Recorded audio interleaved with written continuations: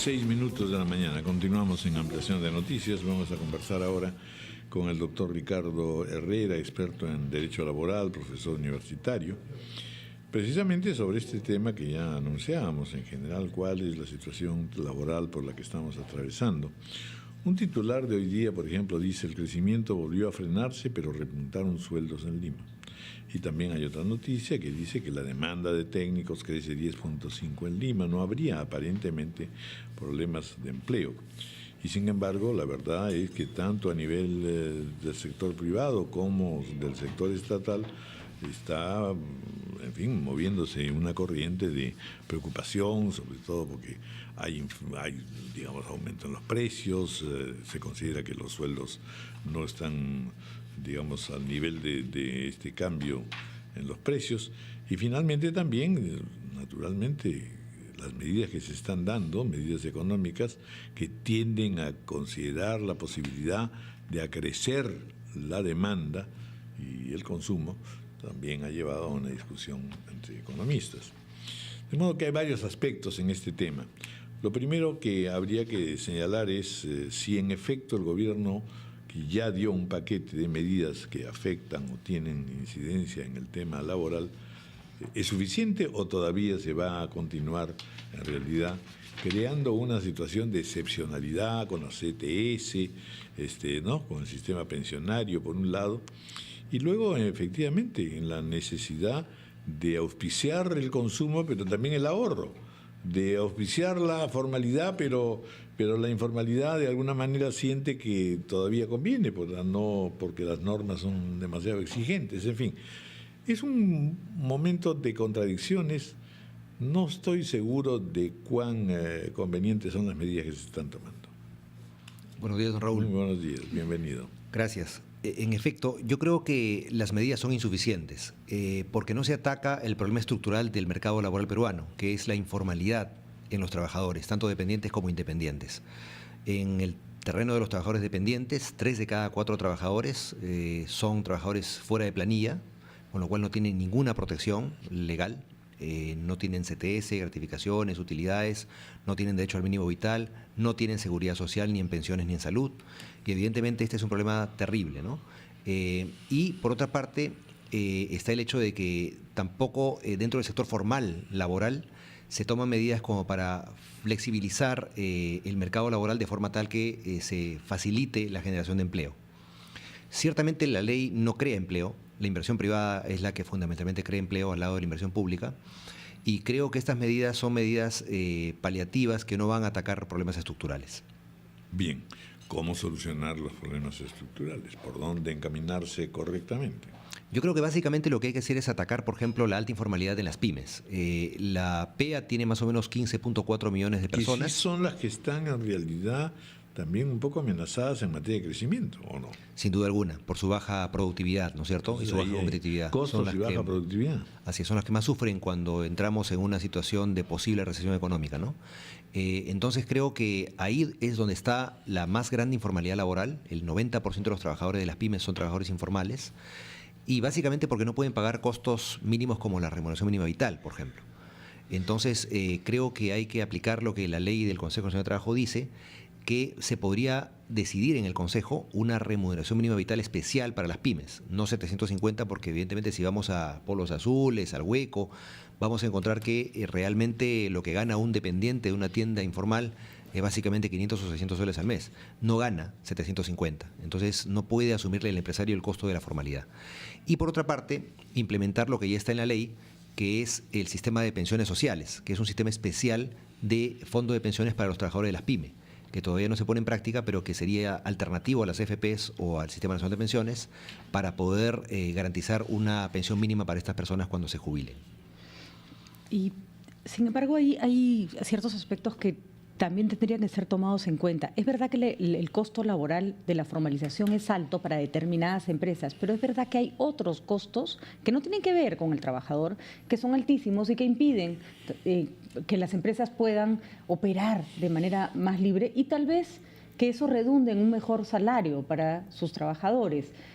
¿Por qué no buscar la manera de flexibilizar algunas normas que redunden en que la empresa tenga mayor liquidez y, por supuesto, sus trabajadores mejor condición, ¿no? Claro, por ejemplo, las obligaciones de la Ley de Seguridad y Salud en el Trabajo. Por ¿no? ejemplo, ¿no? Los exámenes anuales, ahora son bianuales, pero son exámenes que se exigen para todo tipo de empresas, inclusive las pymes.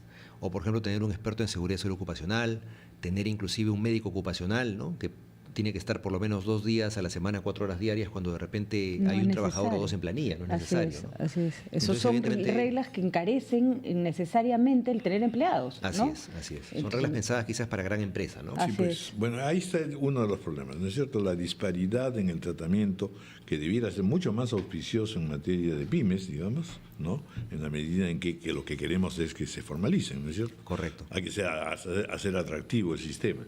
La otra cosa, en verdad, es aún más seria, y es el que en la situación económica que estamos viviendo, aquel que está mejor preparado no le va mal. Tiene más solicitudes de empleo, por un lado, le pagan más, en fin. Entonces, ¿por qué nos hemos quedado rezagados en materia de formación laboral? Por ejemplo, el caso de Sensico es interesante porque en el caso de la construcción, que iba muy bien, inmediatamente se creó una entidad igual que antes Senati, en fin. Aquí sí el sector privado tiene que ser más diligente o no, fundamentalmente para poder tener la mano de obra que finalmente vamos a terminar importando. Sin duda alguna, yo creo que tienen que caminar de la mano universidad o centros de formación en general con mercado laboral, ¿no? Y evidentemente los centros de formación profesional o técnica deben mirar constantemente las exigencias o requerimientos del mercado laboral, los perfiles de los trabajadores que se requieren para formarlos en esa perspectiva, ¿no? En otros países inclusive se llega a determinar por entidades rectoras de las universidades o escuelas técnicas en general cuántos deben egresar de cada carrera técnica o profesional al año, porque miden fundamentalmente cuál va a ser la empleabilidad de esas personas, es decir, qué posibilidades van a tener de encontrar un puesto de trabajo una vez que egresen, ¿no?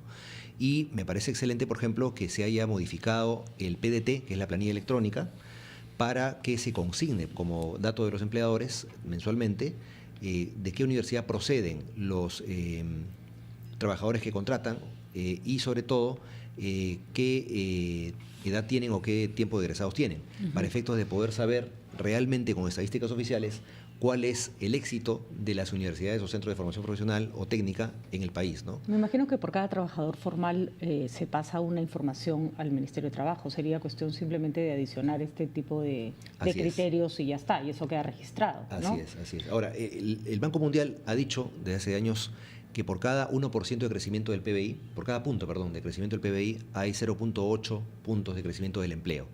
Y para que realmente crezca el empleo, se requiere un crecimiento de por lo menos 3.5 puntos de PBI anual, ¿no? Por debajo de eso ya no hay crecimiento de empleo y más bien puede haber decrecimiento. En el Perú hemos crecido a un ritmo de 5% en los últimos 10 años, 5 puntos de PBI, perdón. Pero lo que se aprecia es que lamentablemente el empleo formal no ha crecido igual, ¿no? Y más bien el empleo formal ha decrecido en esos 10 años en las pymes, por evidentemente los costos laborales. Estamos en el tercio superior de niveles remunerativos en Sudamérica, pero estamos sintomáticamente en el tercio, de costos laborales en Sudamérica, pero sintomáticamente estamos en el tercio inferior de sueldos en Sudamérica. Usted está... Sí, perdón. Volvamos al tema de ONP, AFP, CDS. Ahí hay una serie de... Iba a entrar más o menos. Sí. Mencionaba usted, doctor, la posibilidad de generar un fondo de retiro, un fondo de pensión para las pymes. Sí. Pero en lo más inmediato existe un fondo que es un seguro de desempleo, que es la CTS, que acaba el gobierno mediante decreto de urgencia reducir el intangible, ya no 6, sino 4 nada más sueldos uno tiene que tener ya como fondo, y el resto que se deposita semestralmente, disponer el 100%, mejor dicho, más plata para la gente, pero afectando su fondo de desempleo. Así es. Bueno, en realidad creo que conceptualmente la medida no es mala, estoy de acuerdo con ella, Ya. porque se ha demostrado también que en los últimos 2 o 3 años el tiempo de desempleo promedio de un peruano en el mercado laboral formal ha bajado de 4.5 meses a 2.5, según un estudio del BCR. Trabajadores formales, ¿no? Ya. Entonces ese es el tiempo que toma más o menos conseguir otra chambita cuando pierdo la anterior. Ello evidentemente implica que si el seguro de desempleo es dinero para cuando esté desempleado, entonces requiero solamente... Ya no tiene que tener medio año de Así es, de así es. fondo. Además, en realidad, tener una intangibilidad de 6 sueldos era hacer impracticable los retiros durante la relación laboral.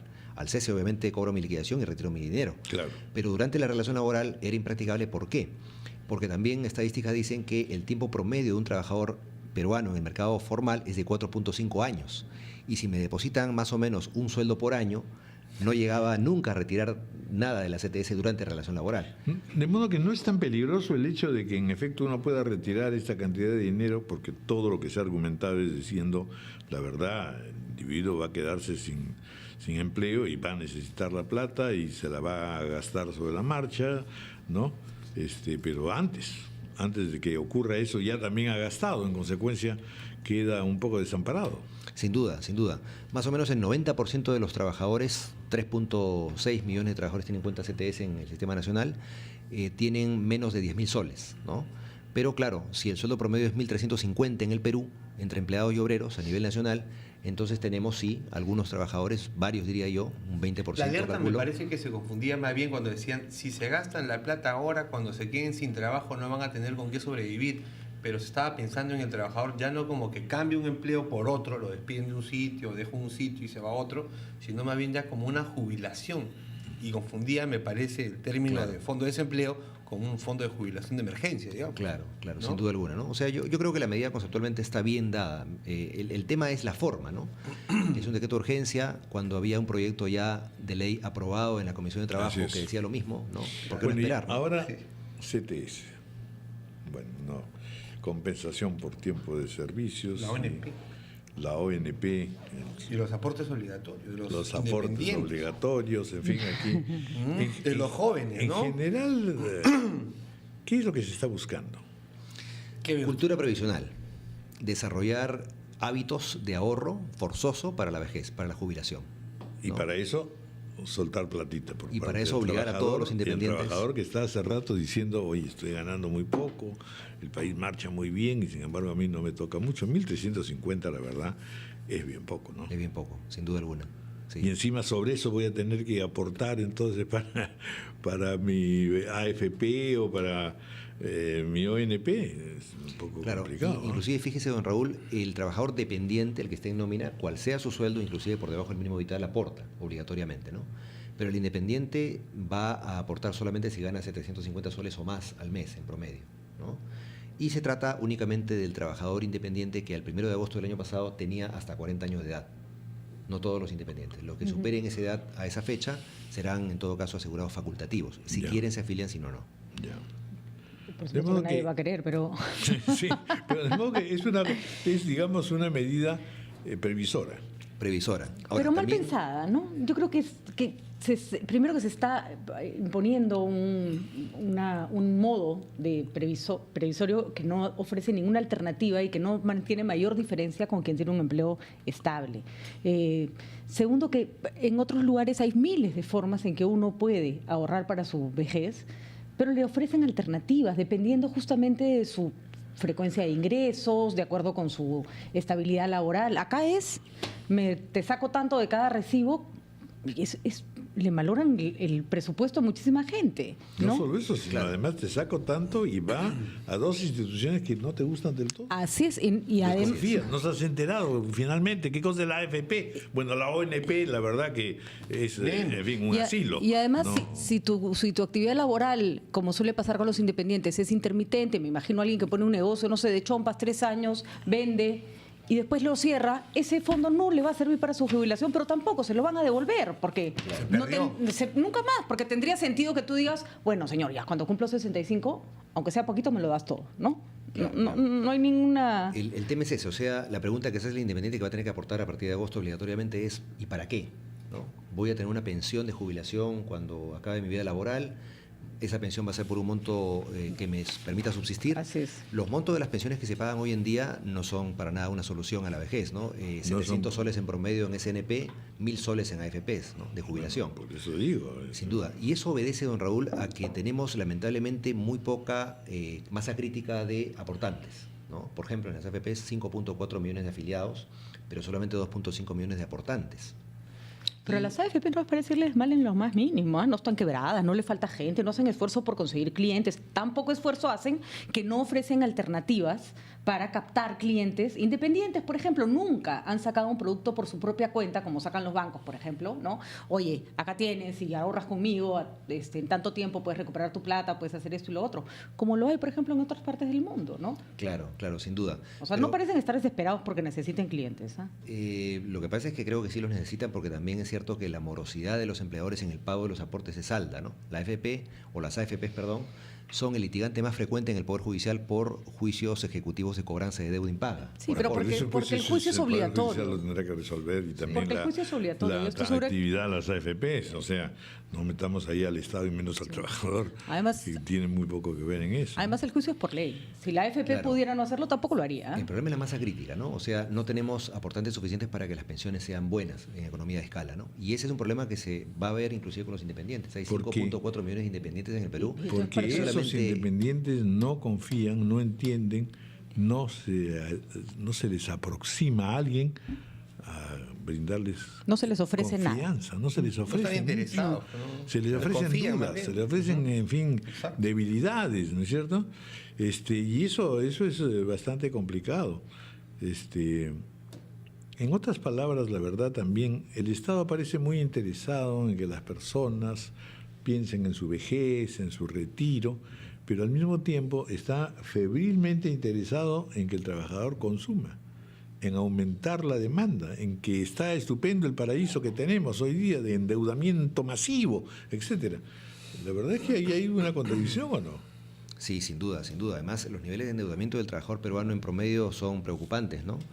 $1.500 a $2.000 es el promedio de endeudamiento de un trabajador peruano y gana 1.350 en promedio. Entonces, evidentemente, estamos hablando de mucho más que el sueldo mensual, ¿no? Y claro, en esa lógica también se ha incrementado el aguinaldo de Fiestas Patrias para los trabajadores del Estado a 500 soles, ¿no? Sí. Para ver la posibilidad de que se inyecte liquidez. ¿Puede ser Pero, que esta medida de la AFP otra vez contribuya a la informalidad? Es decir, a trabajadores que antes entregaban recibos por honorarios profesionales, trabajar en negro para no tener... Ya me imagino con lo difícil que es que te den un recibo por honorarios profesionales, a veces médicos. Menos te van a dar una, pues, ¿no? Claro, claro. Además, en el sector del trabajador informal del trabajador independiente, perdón, hay más informalidad que en el Claro. dependiente. Porque en el dependiente tenemos por lo menos 25% en planilla, pero de los 5.4 millones de independientes que hay en el Perú, solamente 500.000 emite recibos por honorarios. Sí, pues, por eso. Ya, pues ahora van a ser la mitad. Bueno, Claro, y esperan Muy bien. 200.000 nada más con público cautivo, ¿no? bueno, la verdad que es una conversación que no nos alienta demasiado. Vamos a continuar en ella para poder saber si en efecto, porque a esto se añade que van a venir otras medidas complementarias. Entonces ya la verdad es que... La verdad que nunca me había parecido mejor idea en el mundo que tener más de 40 años. Bueno, Y además, hablando de la edad, el promedio de la edad de la población peruana está aumentando. Es decir, cada vez somos menos jóvenes y más las personas adultas. muy bien. Claro. Bueno, muchas gracias, doctor, por haber estado con nosotros. A ustedes por la entrevista. Muchas gracias. Ánimo, ánimo. De todas maneras. Vendrán épocas mejores. 9:24, vamos a hacer una pausa y luego continuamos.